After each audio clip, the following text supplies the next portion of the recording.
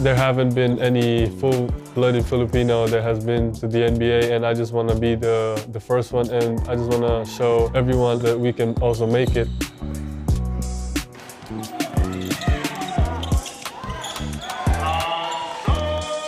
My dad always told me to watch films of Hakeem Olajuwon, Tim Duncan, those guys, and I just kept watching, every day. My dad was in the professional leagues in the Philippines, so, he just taught me almost everything he knows about the game. And we always started with footwork, how to make easy shots. You hear 7 foot, and sometimes that means 6'10", 6'11". He's legit 7'2", so it's just a breath of fresh air to work with somebody whose goals are so in reach, but also knows and is willing to put the work in that it's going to take to get there. Basketball is really a religion to the Philippines, and every time you go out of your house, you'll see a court here, court there. You just see everyone playing basketball, and that's just how we love the sport in our country. He's definitely like a type of basketball player that'll pass. Like he'll look for you. He's not a selfish player.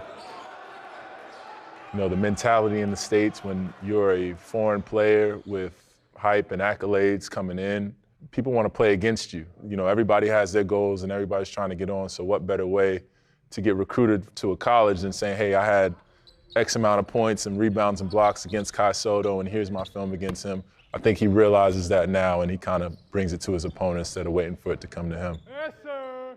Yes, sir. The first few months, I'm just getting used to the culture, the people, and the basketball here, and I'm just very happy that I have my whole family here. I didn't really know a lot of things about college recruitment because in the Philippines I was still at the 10th grade, so I wasn't really focused on any college. But when I came here, I just got a little shocked that things are happening so fast, and I just have to be ready for it.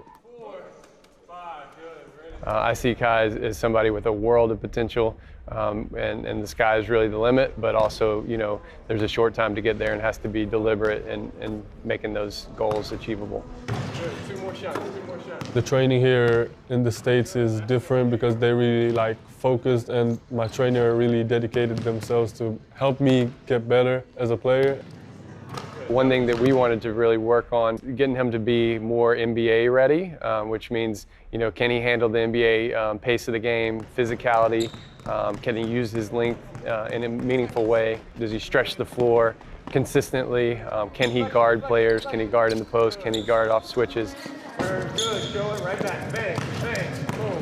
Yeah, there we go. That's a good one. Coach Chuck Person, Coach Rob, Jeremiah, they've been helping me a lot. They're helping me prepare, and I just get my confidence from my workouts, from my practices. I think for him to become more physical, a lot of it's going to take some work at P3, which he's working at every day. They do a great job, kind of sports science and strength and conditioning to develop him off the court, which I think is really, really important. Here at P3, we assess our athletes so that we know what the needs are. So with Kai, I think from this point on, it's just a matter of continuing to develop the strength, develop that power. He's going to be playing and matching up against guys who are bigger than him, so making sure that he is able to match that intensity on the court, but also making sure that he stays healthy to be able to compete year-round. That was a moment in time for him at Basketball Without Borders where all 30 NBA teams are there. There's high-level kids that are his age that are there, and he's able to see, I didn't make the first team. I wasn't MVP. I wasn't on the first team all camp. And so what are the things I need to do to improve? And so now you're able to look at positive feedback from GMs, scouts. It was great. I had the opportunity to play against the best players all over the world, and to be coached by great coaches.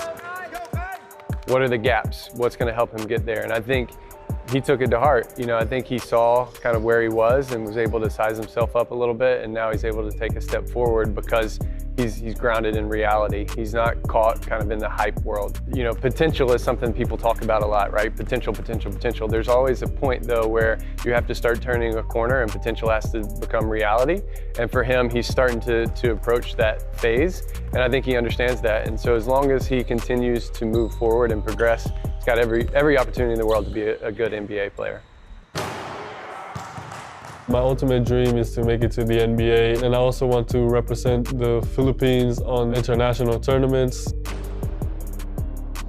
I just want to show that Philippines is part of the basketball world. I appreciate those people who follow me and my journey, knowing that all my fellow Filipinos from my country, supporting me and following me. And I just use it as a motivation, inspiration, just to work even harder to make them proud.